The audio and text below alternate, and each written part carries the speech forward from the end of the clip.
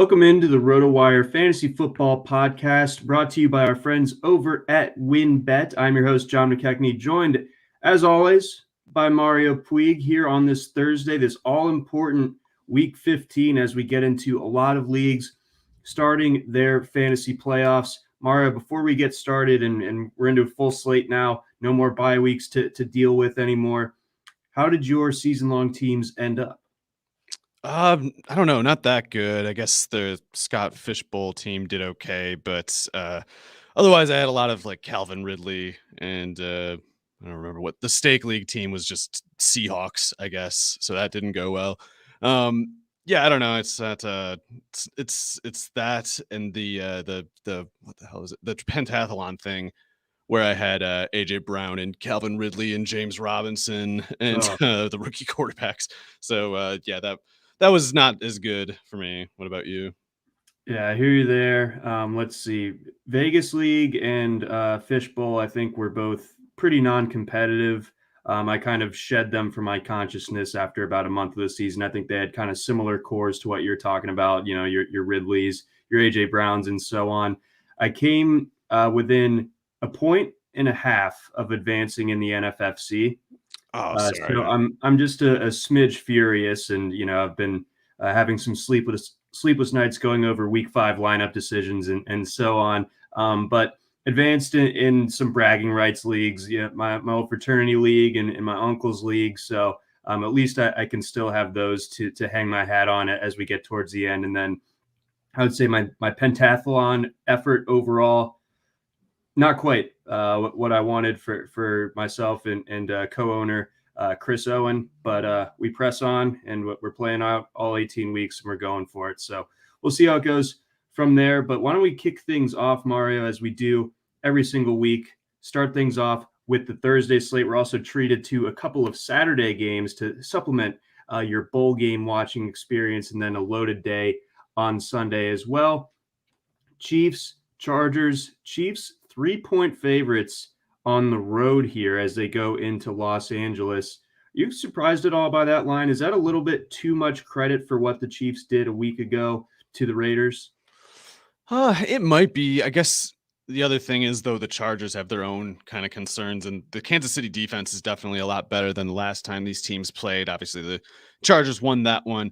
I I, I don't know for sure. I think both of Chris Jones and Travarius Ward might have been out for that game, so that's arguably their top corner in Ward, and Chris Jones is one of the best defenders in the league. So that and they might have added former Charger Melvin Ingram since that game too. I can't remember when that happened, when they got him from the Steelers. So that Chiefs defense is basically looking a lot better. Opening the year, it looked pretty bad. Didn't really do anything well. And now they're back to kind of what they were last year when they were still bad against the run, but that's largely from their own kind of neglect toward it. Like they don't really care that much because they care more about getting a tackle in the backfield to create, a long distance play. So you have to throw the ball and open up to more pressure, turnover attempts, that kind of thing to get the ball back to Mahomes. So the other thing is the Chargers. I mean, Eckler, it seems like he'll play.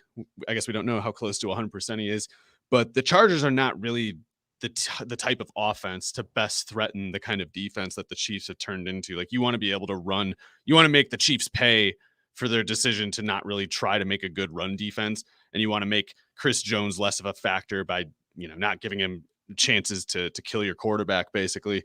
So not to say that the Chargers don't have a chance. I mean, I don't think the Chiefs offense is actually fixed at this point, but they do have Clyde Edwards-Helaire.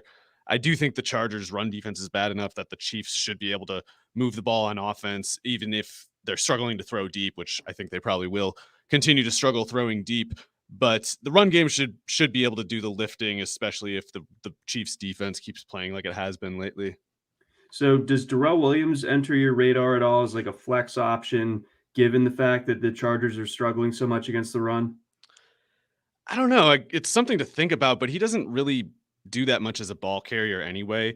Like, I guess if he gets points on the ground, I would have to assume it was like a goal line carry. He could, I guess, get a long run, but probably not. I don't know if he has a 20-yard carry in his career so far.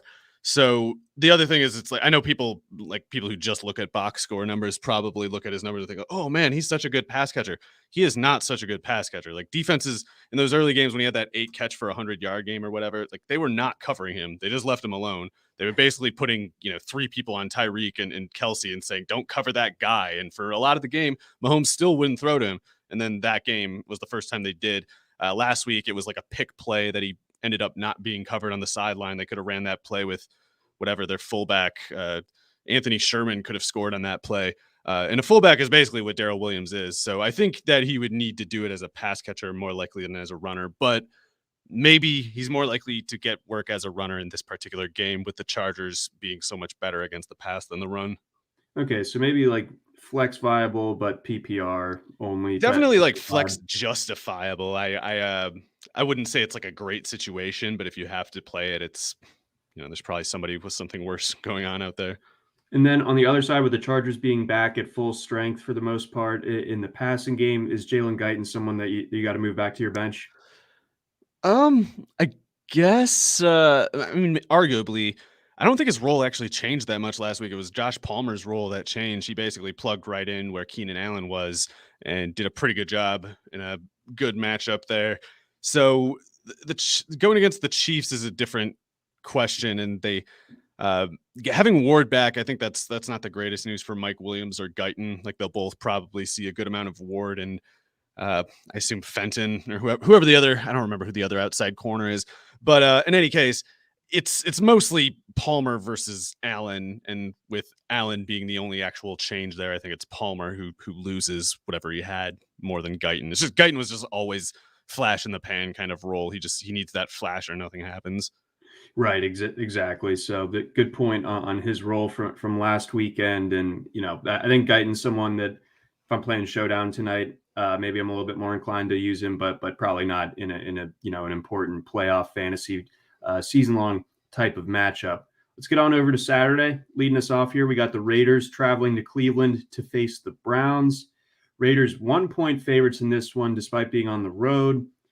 This is, a pair of teams that I kind of just want nothing to do with it. I'm sorry, this is all over Baker Mayfield testing positive for COVID. The swing of 7.5 points.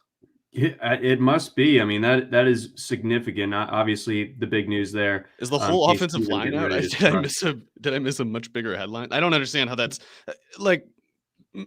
Baker Mayfield, has a stronger arm than Case Keenum, and he's probably better. But whatever degree he's better than Case Keenum is not substantial, in my opinion. Definitely not 7.5 points. Maybe like 3.5. But even that, I think, is a bit generous to Mayfield. A little unfair to Keenum. Yeah, I think so too. I mean, we saw Keenum deliver a win for these Browns when they were about as shorthanded, if not more so, earlier in the season against the Broncos. So, I mean, he can play a competent brand of quarterback, and, Nick Chubb hopefully trending back closer to 100%. That should bode well, even if Kareem Hunt isn't at 100% right now. So I think this sets up for a Browns win, but, I don't think we're necessarily going to be treated to the type of game that maybe we were expecting when we saw this game on the schedule in September. I guess we got to watch on the offensive line, because Jedrick Wills and the right guard Teller are both on the COVID list too. And then I guess we also got to see what the injury situation is for Joel Bitonio, the left guard, and the center JC Treader. But man, even if all of those guys are out, I just have trouble understanding how the Raiders do anything in particular. Like, the Raiders are busted. Like, they're not very good right now. Their pass rush will be there. Casey Hayward's going to play good. That kind of stuff they still have going for them. Nate Hobbs is probably a really good corner. So the defense might be okay if they don't have to defend the run and if they don't have to defend deep down the field. But I don't know why the Browns wouldn't be able to tie this one up. Just kind of, I guess I should see who all on their defense is tested positive too. They got Myles Garrett. They got Ward. I guess we'll see on Newsome and his concussion. I have no idea why the Raiders would be favorites in this game. I don't know why that would change so much for Keenum, and even if all of those linemen are out. Yeah, it's a pretty wild swing there, of course. Certainly that's a game that you'll have to keep an eye on those inactives an hour and a half before kick. Let's get on over Patriots Colts. We got the Patriots 2.5-point dogs on the road here, going up against Indianapolis. What's going on here? Yeah, I think this is a tough one to think through because both of these teams can be so variable and unconventional with the ways that they are varied. So the Colts being kind of more zone oriented than most teams, they don't necessarily have as predictable of like matchups and as predictable of player interactions from week to week as some other teams. And the Patriots, of course, kind of mean to have that approach. Not so much the zone coverage, but just the ability to do any given thing on any given play without giving it away before the snap, that kind of stuff. So it's really tough to take past outcomes and apply them to, upcoming projected matchups. But I do think this is probably the Bills would have been a tough matchup if they made Mac Jones throw more than 3 times, but this is probably otherwise that Buffalo game, basically a skip. This is probably the toughest matchup that Mac Jones has seen in something like 2 months, as far as games that he actually throws the ball in. So that if that is true, that alone would kind of maybe be a bit of a wrench in the the rhythm that the Patriots had otherwise been building lately. The run defense is probably easier beaten than their pass defense. Maybe this offensive line, maybe Jonathan Taylor is uniquely threatening to the Patriots defense as a result. But if the Colts have to throw the ball much, then I can't really see it going that well for Carson Wentz. I mean, the way it would work is if the Patriots, being as aggressive as they are, being press man coverage oriented as they are, maybe they put someone on single coverage against Pittman and Wentz sees it and, calls a hot route. And it doesn't even need to be a thing where he gets open. It's just because he's one-on-one and he's against a corner who's, doesn't matter whether it's Mills or even if it's JC Jackson, you're worried about it. But if it's a jump ball, that's the one way you start worrying Pittman a little wins, less about JC Jackson. Right, exactly. So, and we've seen Indianapolis kind of go to that plenty this year. That's kind of been the key to their downfield passing game, is just kind of chucking it up to Michael Pittman and hoping that he either comes down with it or draws an interference. Yeah, so that could work here. And as much as I hate the way he was handling some of his personnel, and I guess I still kind of hate how he handles some of his personnel, Frank Reich is definitely pretty good at coming up with game plans. Like maybe he's not quite in that Shanahan McVay kind of group, but he's closer to that group than whatever Mike McCarthy or some bum coach or whatever. So Frank Reich might have some pretty good tricks. Like we would expect the Patriots to have their tricks, but Reich might have more than we would normally assume. Like maybe he's a little closer to Belichick as far as that goes than we would normally guess.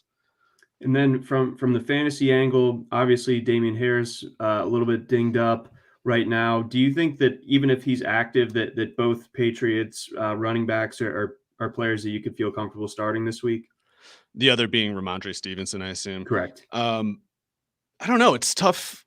It's like a better situation than what was that? Darrell Williams example. Like it's definitely better than Darrell Williams, and thus I would consider it certainly justifiable flex start. And even if you got to play running back to Ramandre Stevenson, I wouldn't sweat that kind of deal too much with what he's shown and how they're going to keep being a run dependent team. You would think maybe it's a little easier to throw on the Colts than run on them. So maybe that gets them to throw a little more than usual. But if they don't, if they stick with the format that's actually gotten them these wins all year, there might be room for 2 running backs, depending on how much, Brandon Bolden takes up. Okay. All right. So good notes there. Let's get on over to Sunday.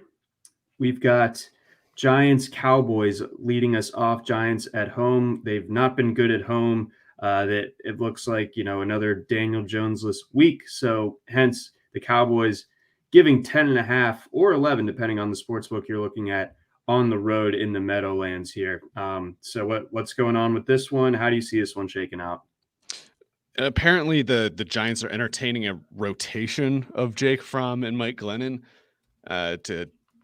to spice it up, give you some variety. I mean, that's the spice that I need. I need to see some Jake Fromm intermingled with a little Mike Glennon. Maybe you do the 2 quarterback look. Today we'll be serving a slow pocket passer 2 ways, lanky giraffe guy and pop gun arm Georgia oaf. I guess we'll see how that goes. Probably not that well.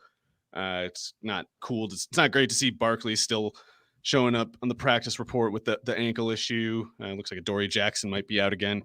Yeah, the Giants are a wreck. It's not quite Urban Meyer and maybe not even Matt Rule bad over there, but it is kind of with Joe Judge and the Giants right now, their ownership, it is kind of like we're running the alternate reality hypothetical of what if they just didn't fire Urban Meyer? Like what if for some reason the ownership was still completely hypnotized by this con man, Joe Judge. It seems like they're going to stick with him, into next year even. Although I guess we'll see if they can really stick with that. In the meantime, I don't know why this team would show up for him. He's a big old baby, and this act of them just losing in all these embarrassing ways week to week and never blaming himself for any of it is just it's got to be a bit irritating, especially when you got Dak Prescott on the other side. Yeah, no kidding. So this one is really not setting up well for the Giants, and they weren't a good home team to begin with. And I think that this is just going to be another another long Sunday there for the Giants. Here we got another one. Texans Jags, obviously a classic matchup to open the year, and now we got a classic matchup here treating us. Now the Jags will beat the Texans. My survivor pick in week 1 was a good idea, but this is a good idea. I mean, so let's unpack the Urban story a little bit further. So this is something that when I was in the office last week, we were hanging out, talking to Urban, of course, and you always do. You had the sentiment that this thing is going to be over sooner than later, and right you were. That the thing, not that his seat wasn't hot at this time a week ago, but then you see the reports of him challenging the coaching staff and everything like that coming out, and things just started leaking from everywhere. And then obviously the Josh Lambo stuff yesterday, and here we have it. Where at once, Bobby Petrino is kind of the gold standard for failed head coaching hires.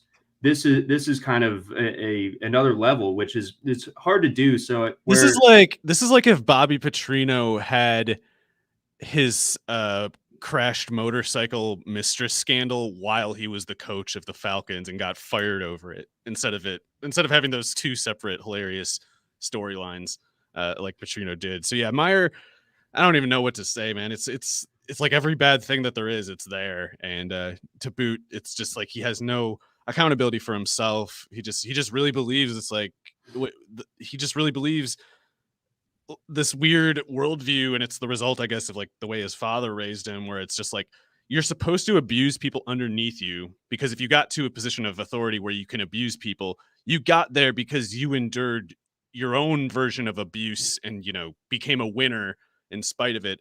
And like that's how power is doled out. Like you survive your dad's abuse to become the next version of your dad, and that's how greatness is instilled. And sure, the higher you get in the authority order, the less work you should have to do, and like the less, because like you earned it, you get to coast by at that point. So he at once like wanted to have everything be subject to his decision making, and also he didn't want to do any work, and he didn't want to own any of the decisions that he actually made. So you see him trying to say Bernie Parmalee, the running back coach, bench James Robinson when he did, and he tries to say the other great one, just someone in the press should have called him out on the spot for this one.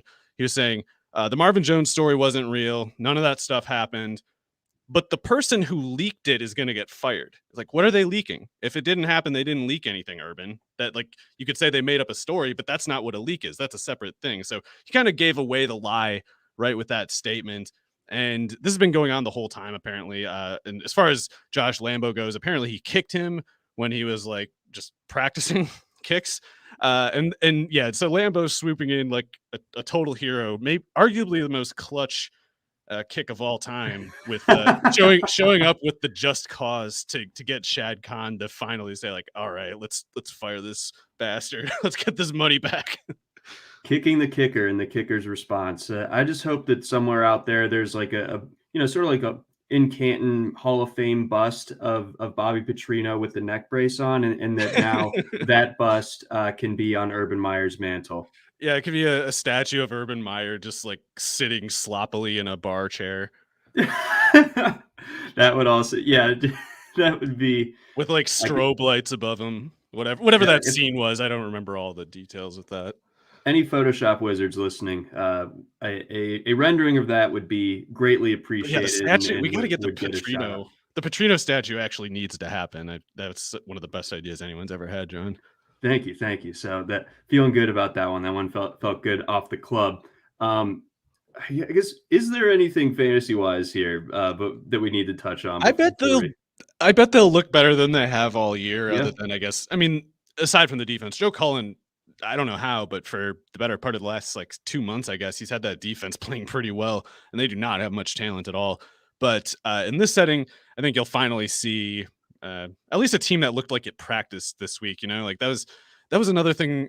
Like, if it weren't for all this other drama, we would have maybe had time to note that Urban Meyer also just looked like a guy who didn't run practices. Like, his team couldn't do stuff. It's just they show up and you can see they can't actually play the game. So they're probably going to still suck. They're probably not very good, but at least they will look like they practiced this week. Can you start James Robinson now that the doghouse is in no longer exists? Yeah, James Robinson, big game. There it is. Very good. Before we get on to our next game, we got a message from our sponsors over at Blue Wire. All right, next up, we got Titans-Steelers. Titans going into Pittsburgh as 1-point favorites, 2-point favorites in some spots. How do we see the Titans going into Pittsburgh? Obviously, a banged-up Pittsburgh team, particularly on defense. Offense really showed some life against Minnesota, but Minnesota just kind of tends to invite those types of games happening regardless of who they're playing. So I'm not sure how much stock I'm taking in that offensive output, especially in a dome, going into this game in Heinz Field in December. Yeah, the Vikings secondary is probably not very good, and I don't know how much to make of a game like that too, when it felt like it was all in garbage time. I know it wasn't truly garbage time, but it was like a blowout at halftime. And then pretty much all the Roethlisberger stuff happened in the second half. So maybe he was kind of just lucky in the second half, or somewhat lucky. Maybe it doesn't explain all of it, but enough that it doesn't mean anything really. So with that said, I don't trust the Titans to do anything at all. They're pretty beat up themselves, and they're just goofy. Like, I don't understand how they don't score more than 20 points last week. I don't understand. Maybe Julio just really is shot. Maybe the Falcons really did trade him right before he lost it. But yeah, we'll see. He needs to step up in this game, because if Julio can't have a good game here, I don't know why the Titans would win. Especially, I think if you're not moving the ball with Julio, you're not moving the ball as a passing game if you're Tennessee, and if you can't threaten with the pass if you're Tennessee, I don't think Foreman's going to have enough room to get you as far as you need to go to get into scoring range. So I guess I would sooner kind of expect the Steelers to win this at a glance, to be honest, just because I don't trust Tennessee's offense to be very good, and their defense, it has a couple good players, but I don't know if it's enough to deal with each of the individual matchup problems that Pittsburgh can pose a defense.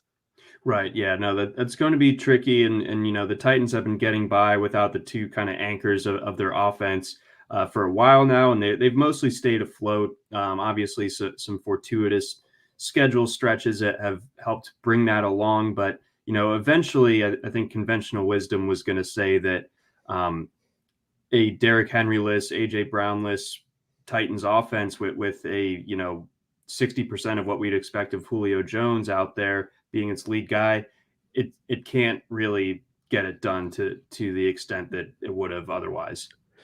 Yeah, and it's just Steelers have too many better players on offense right now. It's like the Titans don't have one guy who would be one of the three best players, maybe even four best players on the Steelers from scrimmage.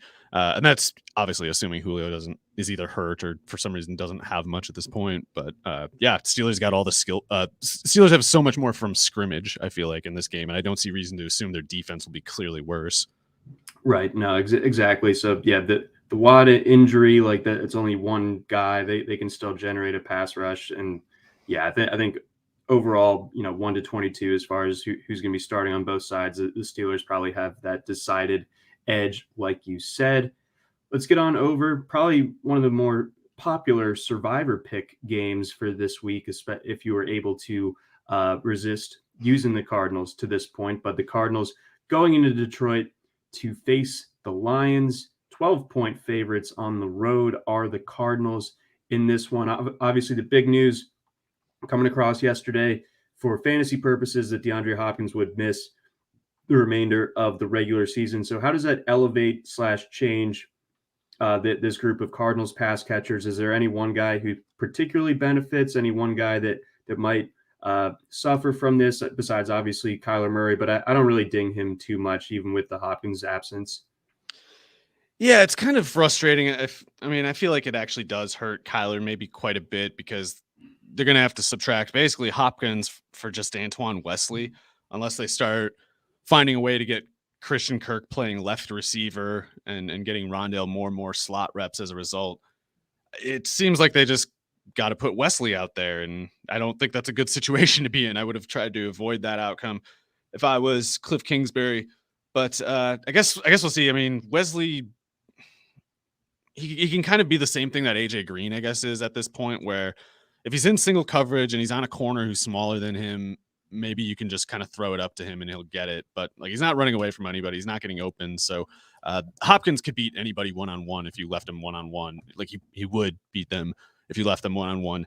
So this might make things a little harder for Kirk and Green, maybe even more. Maybe in a guy like Kirk's case, maybe his opportunity level increases faster than the difficulty increases per target. I guess that's possible. I definitely like Kirk. I definitely like the way he looks this year, and I tend to think if he got more targets, he would do more with them. But they also might see different looks than they normally would with Hopkins at the left receiver spot. Yeah, so this game will be nice and informative as far as, you know, what we can expect from that target rotation going forward. And they do kind of get to break it in a nice spot with this game being against the Lions. Oh yeah, sorry. I meant going forward, they lose something without Hopkins. In this game, Antoine Wesley is just fine. Yeah, that's gonna work fine. Antoine Wesley, a former Ravens practice squad great, if I remember correctly. Yeah, you can see it's also just Cliff being like, Texas Tech guy. He just needs apparently 6'4" wide receivers at the outside spots for the offense to work. And Antoine Wesley in one game at least will be good enough. But yeah, to be serious, going forward, I think it has to be Kirk. And if Kirk can't do more, they might kind of just be in trouble. Yeah, it's going to be an issue. And then on the Detroit side of things, anything to note as far as maybe getting some firepower back in the backfield? And if not, is it a Craig Reynolds week? I guess I don't know what to make of the Craig Reynolds thing. That's the first time that I'm actually kind of annoyed with Dan Campbell, because it's like, if this guy is so good that you got to put him ahead of Iwubuike and Jamar Jefferson, like, what was he doing all year beforehand? Like, you really just got to practice this week and decided, like, hey, this guy, I think he's all of a sudden better and we really need to give him a shot. Or like, he practiced real hard, we got to give him a shot. I don't know which is more annoying to me. But I guess, to be fair, Reynolds did pretty well in that game. I just don't know what to take away in any final sense. And he's not a very good athlete. So Reynolds is tough for me to take seriously as a prospect, or at least I would assume Iwubuike and Jefferson are both better at anything that Reynolds is good at. So I don't know. I can't really take it seriously. I can't take it for granted that he'll play as much as last time even. Right. So I don't know. That's something that you can't really be chasing into this week. I don't believe. Let's get on over to our next matchup. We got Jets, Dolphins. Dolphins playing well right now. They are 9.5-point favorites against those Jets, the Dolphins at home in this matchup. But I believe I saw earlier today that Jalen Waddle was added to the COVID list. So how does that change things for you? A lot, because Waddle's really good. And I think without him, well, Parker's still really good also, in my opinion. So I'm higher on Parker than most people are, just as I'm higher on Waddle than probably most people were. So I do think Parker can do his part, but I don't know. That offensive line sucks. It's hard to trust much about it. It's like the way you kind of get over the optics, the bad vibes of the Miami offense is you just, have Parker and Waddle out there, and Gesicki too, I guess. And you think, that's not so bad. You could do something with that group. But when you take out one third of that, and arguably the best component of it, just gets a lot more nerve-wracking right away. So if Waddle's not out there, I do worry about this offensive line, this poorly coordinated offense looking bad again. Yeah, no, that's definitely a significant absence potentially here from Waddle. Does that raise a guy like Gesicki in your mind though? Yeah, Gesicki and Parker both have to get pretty big target bumps if Waddle's out, because Waddle is a target monster. So, I mean, I get, if I have to call it for the Miami offense, I would say both Gesicki and Parker, especially Parker, consistently get the better of the Jets' pass defense. So those two should be fine. But if they combine for 180 yards, I still at that point start to worry about how Tua's going to find 50 more yards in that offense, you know? Right, exactly. Oh, So and sorry, I know this is off topic, but I screwed up before. Chris Jones, the Waddle thing made me think of Chris Jones is on the COVID list too for the game on Thursday. So that's a big loss for the Chiefs, and I'm not as confident in their defense without him. But anyway, yeah, right. Dolphins offense, if they fail against the Jets, it's a bad look with or without Waddle. No, 100%. So that'll be tricky. And then I don't think that there's a ton to unpack from the Jets side of this. We do have a listener/viewer question here I'd like to get to real quick pertaining to that Thursday night game. Our buddy Marco Valdez wants to know. He has Eckler and Keenan Allen, I'm sorry, starting this evening. Should he start Justin Herbert, kind of do the full Charger stack, or would you use Aaron Rodgers? I would just go with Rodgers anyway. Like, I think he's arguably as high up this week as pretty much any quarterback on the slate, just because Baltimore's pass defense is all beat up. They're scarier at home, sure, but Rodgers with his full assortment of pass catchers and going against the backup Ravens defense, like this should be a good game for Rodgers. He has no excuse for failing there.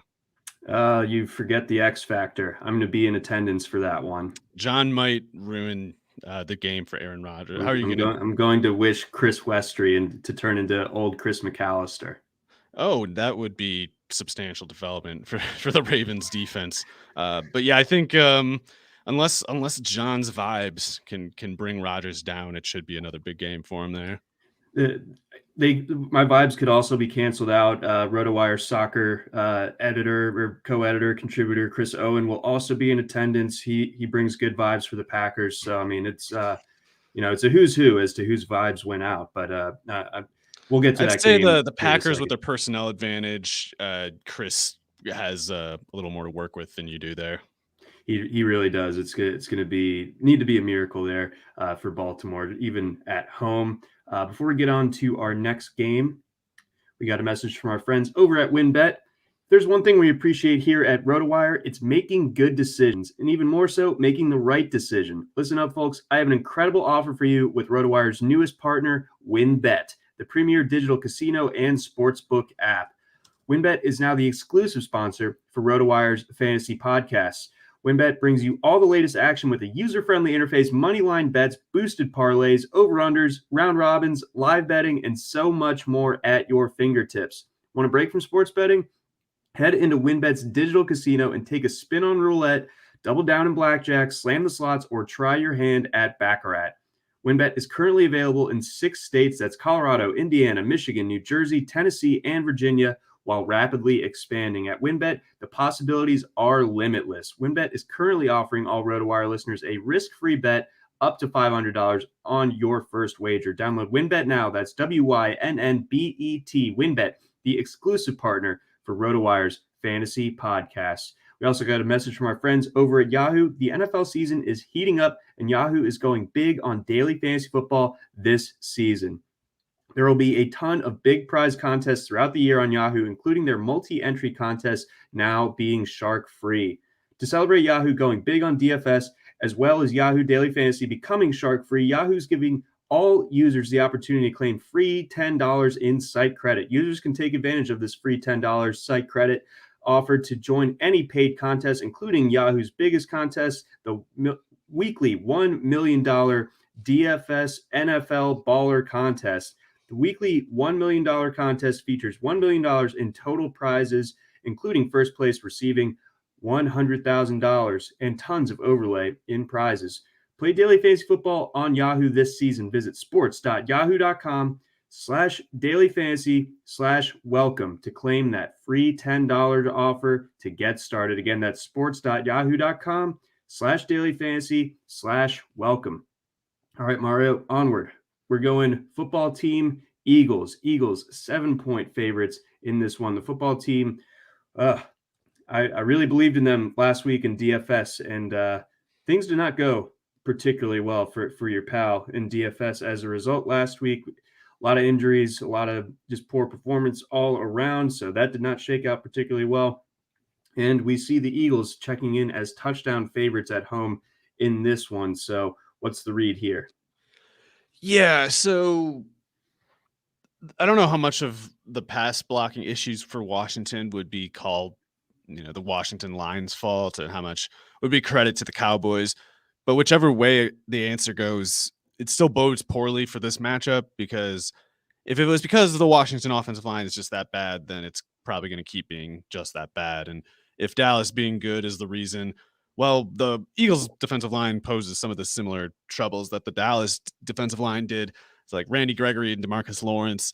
You got something kind of like that with, assuming I guess I got to check every single player's profile now to make sure they're not on the COVID list. But if Josh Sweat and Brandon Graham and the other guy, Barnett, are all healthy, then that's probably a lot for an offensive line like this. And Fletcher Cox and Hargrave, if they're in there, that's a lot for an offensive line like this, an offensive line that just got eaten alive almost every play last week against Dallas. So if that's the Washington team that we're getting, and if it is a defensive front four personnel that's going to make them go just completely useless as a team, then they face that exact same risk here. And the Washington defense is playing better lately, I guess. Like all year, they've been pretty tough on running backs.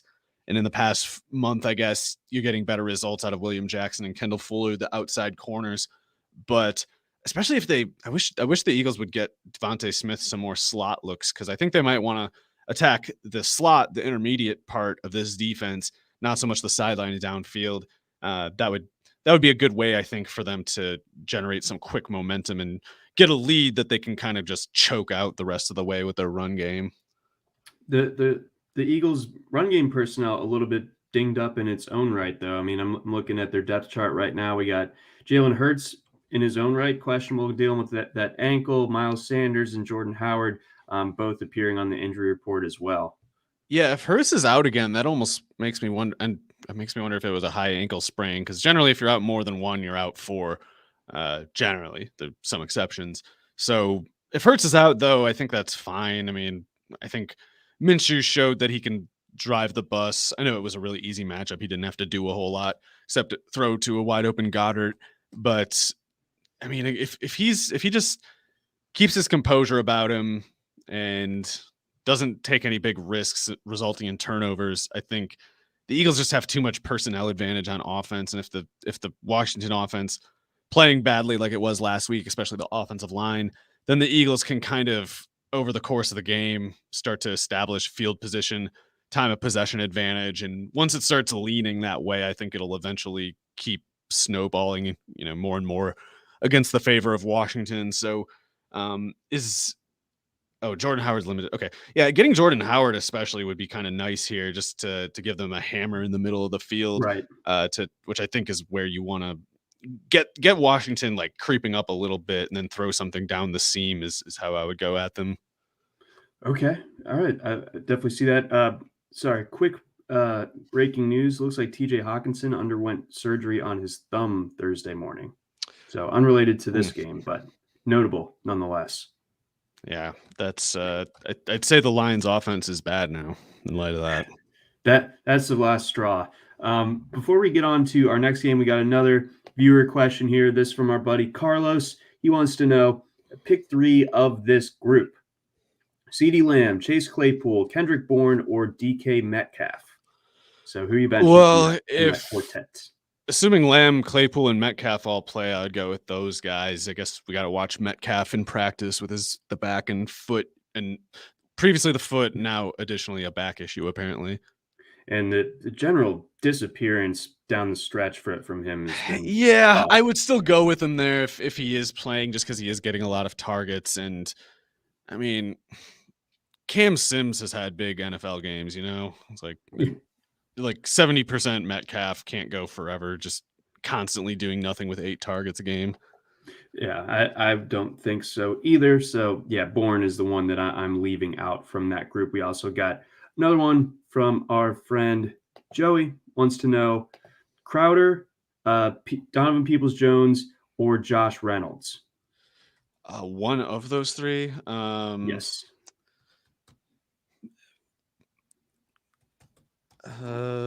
Sorry, I'd probably go with Crowder, but I don't feel great about it. Reynolds is in third for me there. I would take it's between Peoples-Jones and Crowder for me.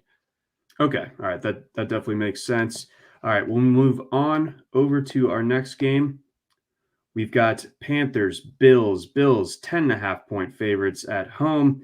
Obviously, the Bills are in their own little tricky situation. What is the latest on Josh Allen? Obviously, seen in the walking boot earlier this week, what was dinged up late in last week's pretty impressive comeback bid down in Tampa Bay. Yeah, I don't know. I assume based on the line that he's fine. Although I guess you could look at how bad the Panthers are. What a joke Matt Rule is. How big of just a crater they've dug for themselves and their organization, committing to Darnold for that guaranteed money another year, handling things like this. Putting Phillip Walker in at the end of that first half last week is some mega big time clown conduct. Like that's some of the most desperate weak crap I've seen from a coach in a long time, as far as being willing to do anything desperately to find a result. Like, come on, man, you know this isn't gonna work. Why are you doing it? And also, Cam didn't do anything wrong. Like it was a close game, and they pull him when he had totally decent peripheral numbers, just because they're ridiculous. And yeah, I think Rule is completely out of his depth. I don't know if he can tell up from down right now.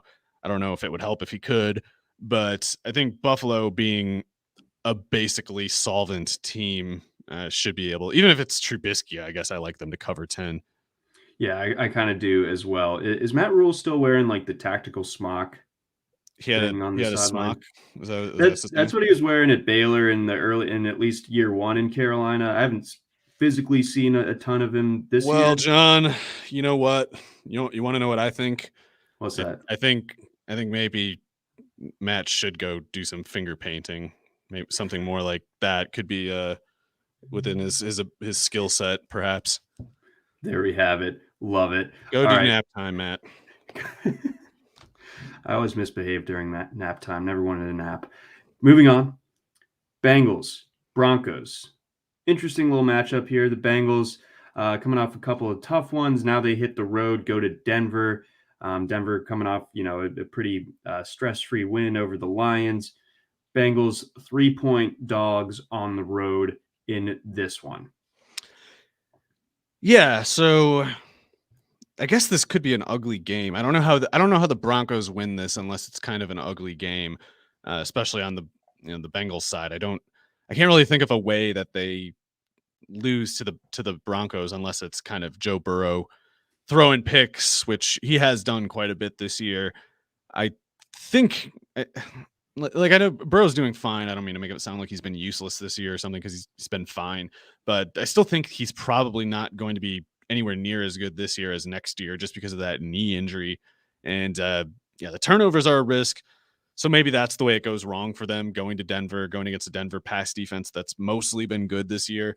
It's been giving up some big plays, I guess, and so maybe they need to be careful with Jamar Chase, especially. But it seems like their pass defense overall is pretty stingy, and if Burrow's in unfavorable circumstances, it seems like he's liable to turn the ball over. But the other thing is, it's like Denver's ground game gives them a certain a floor that's a floor, and also like a quick way to sort of neutralize the Cincinnati pass rush. Like, one way Cincinnati defense can hurt you is if you're dropping back a lot, and then Ogunjobi and Hendrickson and the other guy, Hubbard, are getting after you a bit. It seems like it's easier to run on them. And I don't know what the deal with Logan Thomas and Chidobe Awuzie is, but those are probably their two best defenders otherwise. And if they're out, or if they're limited, then maybe Denver can kind of just go into a shell on offense and sort of just grind out yardage on the ground and take advantage of favorable field positioning. Yeah, that so play in the Denver way, at least the Teddy Bridgewater Vic Fangio era could certainly see things rolling out that way. That Denver ground game is pretty fierce. I think that both Gordon and Javonte Williams are definite, start worthy guys, even if they're splitting time a little bit. Even still, you obviously do the corner matchup article every single week. There's a lot of fantasy relevant receivers in this one, so in your preliminary kind of cursory glance at this one, are there any receivers who you think might be drawing a favorable or completely unfavorable matchup here? Like it obviously Cortland Sutton hasn't been doing well of late, but is there a matchup here that he might get back into the fold here, back into fantasy relevance, or does Jerry Jeudy draw a tough matchup in the slot? Is this a good matchup for T. Higgins, Jamar Chase on the other side, things like that? I think Higgins and Chase can both threaten the Denver defense vertically. Like, it seems they give up big plays or they don't really give up anything much. So in that underneath and intermediate, it could be a tough matchup in that sense for Higgins and Chase. And at the same time, they might be about as well suited as any receiver to hurt the Broncos the way that they're most realistically hurt. The problem is that requires Burrow to have enough time for them to get that far downfield. And maybe he won't. Maybe Burrow will only have time to drop back for the receivers to get into intermediate range. And if so, then it's a tough matchup for the Bengals receivers. Maybe Boyd has the easiest one. I don't know how to call that one exactly. I feel like there's a lot of conditions that need to be met for Cincinnati's matchup to play out in a way that's favorable for them. If Chidobe Awuzie is active, you'd think he might shadow Cortland Sutton. And that's a tough matchup just generally. I think Sutton could win that, but I think he needs a better quarterback to win it. I think he probably just doesn't get the opportunity, if only because the ground game should be much more easily utilized. And you mentioned Jeudy. He might have the easiest matchup here. If Awuzie is on Sutton, then Tim Patrick has a pretty manageable matchup against Eli Apple. But Jerry Jeudy in the slot against Mike Hilton. Mike Hilton's almost like a rover, like an undersized linebacker. Like, he's not even really there to cover that much. Certainly not a route runner like Jeudy. No, I wouldn't think so either. And usually we're going kind of fast paced through this, but check out more of Mario's cornerback receiver analysis on the XM show. If you have XM, tune in on the Fantasy Channel on Fridays and Saturdays. I missed that. I used to be the host of that one. That kind of took me back in time there. Here in the analysis on the corner receiver matchups. Really good stuff, man. Let's get on over. Before we get to our next game, we'll go Falcons Niners. We do have a question from our friend Big Goo. What's up, guys? I'm having a hard time picking between Freiermuth and Gesicki. Fair. Yeah, that's a good problem to have. Must be a Penn State fan, right? Yes. Oh yeah. I think I'd go Gesicki just because he might basically play wide receiver. Especially if Waddle is out, then I go Gesicki. I guess it's close if Waddle's in, but with Waddle out, I don't think it is for me really. Yeah, I think that there's just more mouths to feed in Pittsburgh. You got Deontay Johnson, Claypool, depending on how much he's in the doghouse after last week's totally Harris overblown can get 15 targets. Yeah, yeah, Harris always. So I think even still, I think Gesicki is lined up to have a ton of targets this weekend. We do have, for the record, Gesicki at 5 and Freiermuth at 7. So you're probably not going wrong either way. But go with Gesicki. That is the John and Mario stamp of approval. And again, before we get to the Niners Falcons, a message from our friends over at Thrive. Thrive is back for another season of fantasy football, and they're running huge guaranteed contests every week of this NFL season. With Thrive Fantasy, you can eliminate the countless hours of research and focus only on the top-tier athletes that have the biggest impact on the game. Sign up today and get a free 6-month Rotowire subscription. Here's how you claim your free Rotowire subscription. First, visit rotowire.com/thrive. Second, deposit a minimum of $10 and receive a 100% deposit bonus up to $100. And then third, play in your first paid contest and receive a free 6-month Rotowire subscription. Easy as that. So again, head on over to rotowire.com/thrive. All right, Niners, Falcons, hit me. What's going on here? I don't know. Maybe Matt Ryan has one of his functional games, and if he does, I guess Gage or Pitts could do something. If not, I guess it's just Corderell versus the world again. And sometimes he wins that. Maybe he does, maybe he doesn't here. I don't know. But generally, I feel like this should be a pretty comfortable win for the 49ers. If it is for some reason close, it might have gone like really wrong. And maybe it can't be close without them being in serious risk. And by close, I mean anything less than like one score. I don't know why the 49ers wouldn't be able to win by like at least 8 in this game. The Niners kind of bad at home because they play in Silicon Valley with no real home field advantage. But that's about the only like they play in a cursed land. They do. Yeah, they actually kind of do. You check the pulse of Niners Nation. They absolutely do not love that. Would you start Jimmy G over Tua this week? I wouldn't feel the need. Like I wouldn't feel driven in either direction, but I probably would go Garoppolo, I guess. Okay. All right. That's just is they're close to each other, right on the fringe of being QB1 status in our rankings. It might be a quarterback setup for some teams this weekend. So good to get some clarity there. Let's get on over to Packers Ravens. Packers 4.5-point favorites on the road here, going to the big crab cake in Baltimore. Lamar Jackson, obviously the big storyline here with his ankle sprain. They say it's not a high ankle sprain, but still, carted off the field last week. Tyler Huntley takes over and, puts up a pretty valiant effort against the Browns on the road in that one, his second real time seeing significant playing time in just the last few weeks. But provided that if Lamar Jackson is out here, I don't see the Ravens really standing a chance. Yeah, although, John, I was wondering, did you look closely enough at that game? I haven't rewatched it, so I haven't been able to look closely enough at this. Am I crazy, or did the Ravens seem to call shorter pass routes after Lamar Jackson's injury? Like, I feel like Tyler Huntley had a bunch of it looked like we were watching like that old Fresno State offense or something. Like, it's a lot of spread out and a lot of quick hitting passes that I feel like they never call with Lamar Jackson. Like, I feel like every time Lamar is out there, every route's going at least 8 yards and more often 12 to 15. And you saw almost an inversion of that, I feel like, with Huntley out there, which makes sense. Like, Huntley can't throw downfield. The few times they tried, it would look really ugly. But it's like, just call those plays with Lamar a little bit too. Call anything different once in a while. See how easy, like, Huntley looked good just because it was like a different looking offense and the defense wasn't sitting every single spot that the routes were being run. So I don't know. In any case, the Packers defense is coming on pretty good. With their offense reasonably well stocked right now, even with the offensive line. I guess left tackle and right tackle had some issues last week with Turner getting hurt. Other than that, they're pretty close to full strength, and I just can't take Baltimore that seriously, even if Lamar Jackson is healthy, to be honest.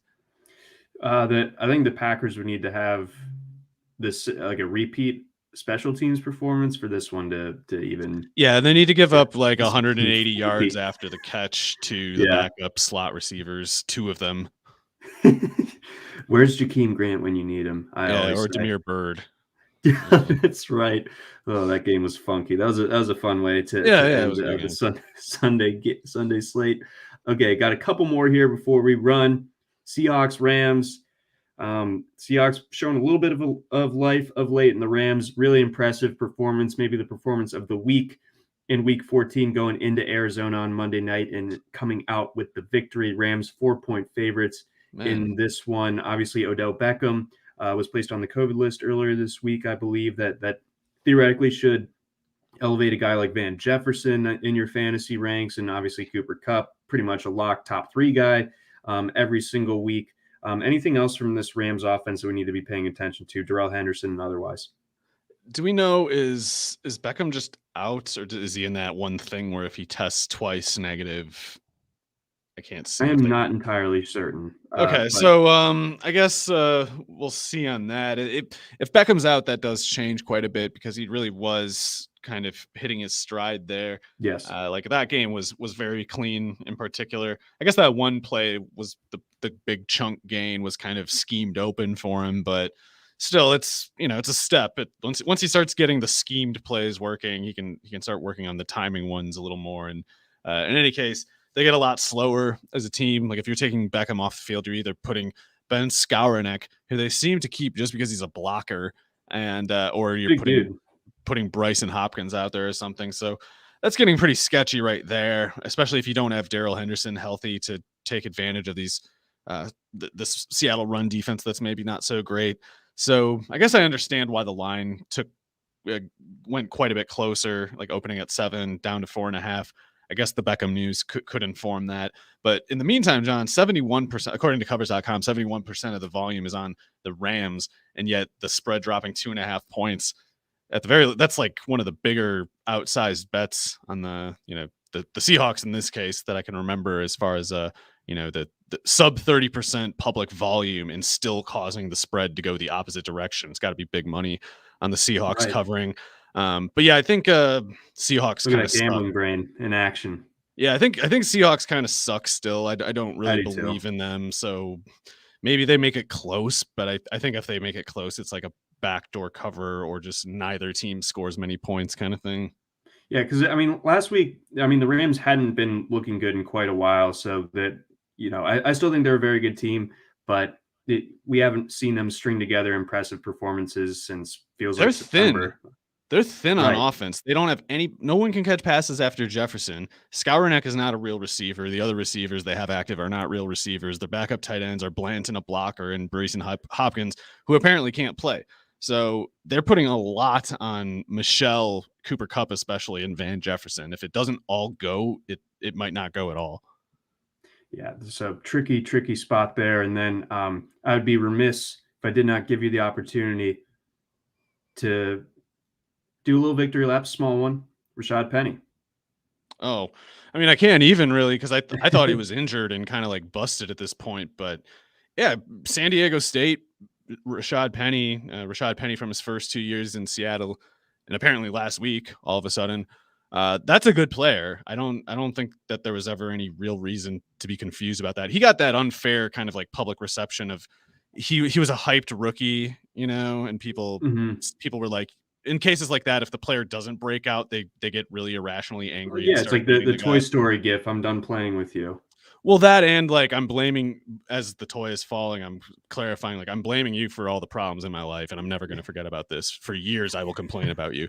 So yeah. Anyway, I thought Rashad Penny was just hurt so often. I thought his knee was busted, but if it's not, he is a 225-pound running back who is very fast. And I know that's another thing people hate about him, is he's big, but he doesn't run with power. It's like, who cares? He's still fast. Just give him the ball. Just watch him run faster than other people. Exactly. It's not that complicated. All right, we got 2 games here, so we'll just give quick little blurbs on each. Saints going to Tampa Bay to face the Bucks. Bucks 10.5-point favorites in this one. Bucks at home, much better than them on the road. What do you see here? I was worried about the Buccaneers getting upset by the Saints the first time around. This time, Buccaneers by like 17. Yeah, this I feel like is going to be a little revenge / statement from the Bucks, and being at home even more so. And then rounding it out, Vikings at the Bears. Vikings 3.5-point favorites on the road. Yeah, looks like the weather should be pretty manageable, given the time of the year, the location, and all the crazy weather in the Midwest. Everywhere, I guess the weather's been really crazy. As long as you don't get that classic Chicago weather, then Justin Jefferson should be mostly himself. Kirk Cousins, I know he's bad in prime time, but maybe he can mostly be himself. And if he's that should be enough. And I don't know what to make of Fields on the other side. Like, I don't know how the Vikings are creating pass rush pressure with Hunter out, with the other guys that they've had missing. But they've been doing it all year. So this could be a tough spot for Fields, even though he's at home and even though the Vikings corners are not especially good. Right. So I like the Vikings in this one, even if Kirk Cousins on the road can be a little dicey, and the Vikings themselves just get themselves into sticky situations seemingly every week. But that's going to wrap things up. Look at us. We got through all 16 games in under an hour. Pretty good.